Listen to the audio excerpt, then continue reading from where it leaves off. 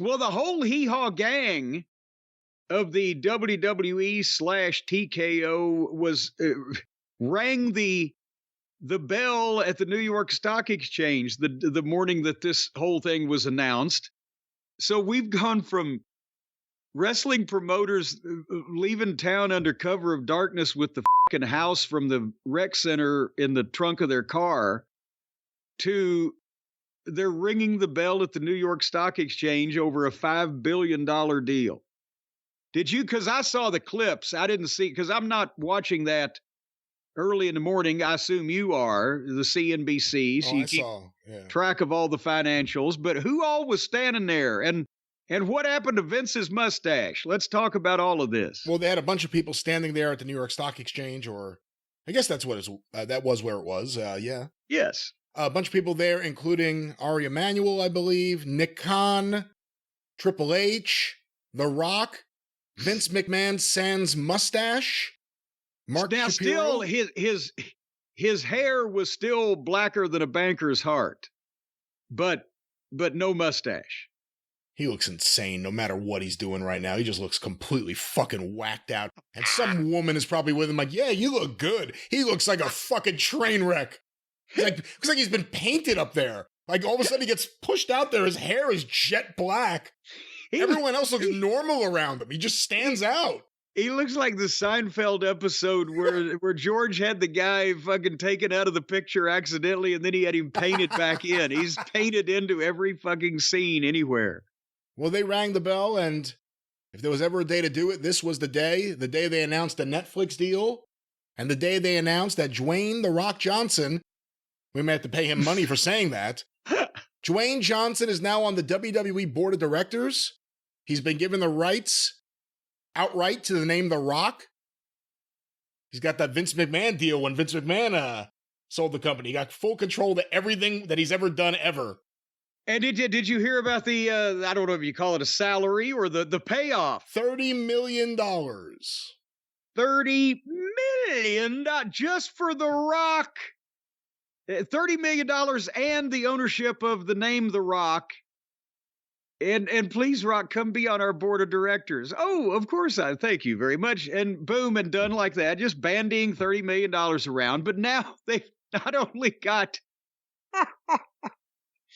They've not only got billions of dollars in guaranteed money over the next decade, but they've got, I said it was Hollywood earlier, they've got not only the biggest stars in the wrestling business, but one of the biggest stars in Hollywood is one of the biggest stars in the history of the wrestling business and is now on the board of directors. And The Rock has done, amazingly enough, what Cody knew, and Cody wanted to do it. And a few other people have tried to do it, but in the modern era, one of the boys can't buy into or own part of the office anymore. That's what every wrestler from days gone by aspired to. If I got points in the office, I own a piece of the office. That's where the money could be made. And in the modern era, this is the closest thing to having that happen. And Cody being an EVP, the other ones, it had no fucking clue of even what business they were in and just wanted important titles and to be able to tell people what to do. But Cody, being the son of Dusty, knew, because that was Dusty's thought process. And so now one of the boys has technically been able to make it as close to ownership of a big promotion as you can these days. Well, Triple H was there. Let's not forget that. Well, but you know what? Even he had to marry into the family that already owned the company. This is like one of the boys just being a big enough star that Eddie Graham said to fucking Paul Jones, cut him in for 5% of Atlanta and he'll come and draw you some money or whatever. The old-fashioned way. Yeah, this is also something that helps him. He hasn't had a good couple of years. You know, you have to wonder, would he be here, Dwayne Johnson, right now? Would this all be happening if he hadn't just, completely bombed in his attempt to take over the DC film universe with Black Adam, which was a an epic disaster for the studio. You hate The Rock. No, it's a fact. You are an anti-Rockite. I mean, look, I definitely think he's completely full of shit to the core as a human being. But this has nothing to do with that. This is me discussing the facts that have happened that have been reported in newspapers. Hey, he's had a hell of a couple. He just got a check for $30 million to be on a board of directors. That's a horrible fucking couple of years. He doesn't need you defending him.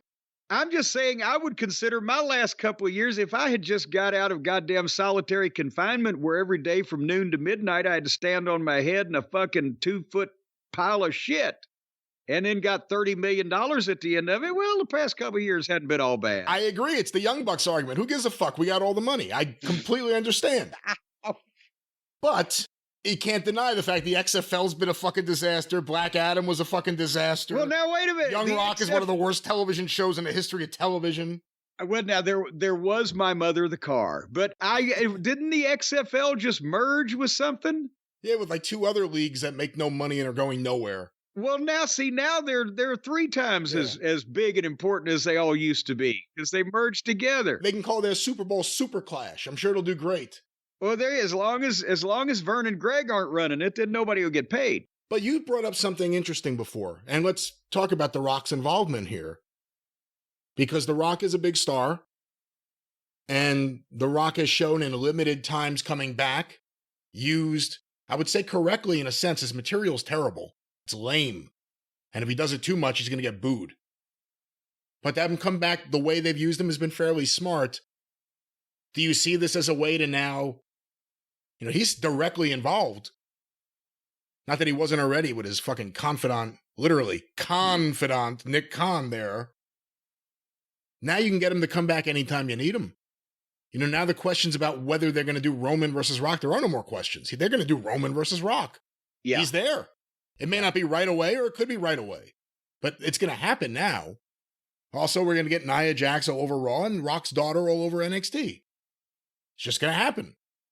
That's the way it works. Well, but the question was, you asked, with Roman and Reigns. What a match that'll be. Oh my God, the holograms. With Roman and Rock, I think it's going to be this year at WrestleMania because The Rock he knows he doesn't need to wait too much longer just because of his age and, fucking real life. I mean, he wants to, you can't say he ever goes out and doesn't physically want to be what the people perceive him to be. So I think that's probably going to be sooner than later. I would imagine at WrestleMania in Philadelphia, WrestleMania 40, whatever the case. As far as, well, now he's there whenever you want him. They can't want him too much, though, because it would cease to be special. When you have literally a goose that can lay a golden egg, don't goddamn stand over the fucking goose with a stick going, come on, goddamn it, give me another one, give me another. No, it needs to be special. It needs to be an appearance just to speak to everybody for a surprise in a major arena every once in a while. That's also televised. It needs to be after the WrestleMania match. I would imagine that maybe that's the last match, or maybe there's one in a couple of years. Maybe he's a referee at some point for WrestleMania. I mean, because that doesn't take anybody's spot away and still adds The Rock's name to a card. And people would have flashbacks of the Attitude Era when they did those type of things. What if The Rock doesn't want to do what the head of creative wants? Well, then The Rock ain't going to do it. Because that creates a really bad dynamic right there. But the thing is that they're also not going to go to him and say, well, God damn it, they're going to say, oh, you don't like, well, we thought we might run it by you. It's going to be that kind of thing. He's on the board of directors. He's a huge movie star, and he doesn't have to do anything. So they're not going to fucking argue with him. Unless if it was Triple H who believed in it and who could take him in a closed room, he'd be the one, if anybody, to make the big pitch or to try to twist the arm. But otherwise, they'll work around whatever fucking hesitation there is. You brought up Roman versus The Rock potentially at WrestleMania. With this deal, with The Rock's direct involvement now and everything going forward, does that change what you think the finish should be? And now, because taking the business aspect and real life out of it, it's a downer if The Rock comes back at this point and gets beat by Roman Reigns. That would be because then that's almost like Andre versus the Sheik in Toronto. Because the people, they've kept the streak of Roman Reigns and the undefeated nature. They've kept that going well. But sooner or later, there has to be the fucking, the ultimate fucking comeuppance for the heel. And if they don't get that, then they get pissed off, Andre and Sheik, and after Sheik's 7-year win streak and fucked every baby face in the business. Andre the Giant, 1974. People, oh my God, nobody can beat Andre. And 4 minutes later, Sheik throws the fireball and Andre rolls out and is counted out with a burned face. And that was the beginning of the downhill slide. You can't go too far. Who else would they buy and believe was going to beat Roman Reigns if The Rock shows up and doesn't do it? It would take the wind out of people's sails that night. And then even if, then say Cody was going to fucking beat Roman at the next big pay-per-view or whenever, the people might say, fuck it, I don't believe it. He beat The Rock. And it hurts business because they won't buy it or watch it. That's what I'm saying. Let me look at it the other way. I don't think that The Rock should be the one to end things for Roman because no one's getting over, no one's getting elevated, no one's getting a chance to prove themselves in a spot. It's just returning to The Rock physically, age-wise, how busy he is. That's a rough thing I agree. to do. I agree with you that. Agree? Too. I agree. I agree with. Did I say agree? You said agree. I agree with that. I agree with that. I agree with that. That's why sometimes trying to figure these finishes, you're in the corner, damned if you do and damned if you don't. You got a match that can draw, but what do you fucking do with it? And if there was a way that somehow someone else could be the one to defeat Roman for a championship while The Rock and Roman could live in its own universe and just mano a mano, they could have that, not for the title. Is there a way? See, we're not mind reading the creative. Is there a way that they believe that if they do something in such a manner, they can turn Roman babyface out of something and have him run against Heyman and someone? Then that could play into it also. There could be a double whammy. One thing could be one night, one thing could be the next night. You don't know what they're thinking. But it is a problem. You don't want to beat the fucking Rock and take the wind out of everybody's sails, but at the same time, you do want someone you want Cody to finish the story. Or you want whoever you want, a full-time, younger, main roster regular to get that rub and advance from there. Although the idea of The Rock losing, if he is going to be around, gives you the chance to do something really different with him in terms of week-to-week booking, of some kind of storytelling. The Rock didn't win. What does that mean? What is he going to do? The other option I hadn't even thought about until while you were talking about it. We're thinking the match has to happen. What if it's Cody versus Roman with The Rock as the referee? And you're just setting up the bigger match at a later date. Doesn't have to be WrestleMania. They do stadium shows all the time now. Well, then you would probably be able to let Cody finish his story and at the same time set up Rock and Roman. Cody gets to get his hand raised by The Rock. Well, he might yank it out of the socket. Well, but now he is quite large, yeah. Well, and now people are reporting on the interwebs from what I saw this morning that it's going to be Roman and Rock, and it's going to be Punk and Cody as the co-main event. And there's also the rumor, and when we talk about Raw, or if we have talked about it already in this fucking show where we're all over the page, rumors now, and I was going to say this anyway, And I'll go on record as saying this now before, if this is what happens, any more of it might leak out where I don't look like I just came up with this idea on my own. But it struck me when watching Raw, if Seth Rollins can't be healed fully by WrestleMania and do what he normally does, which is very iffy.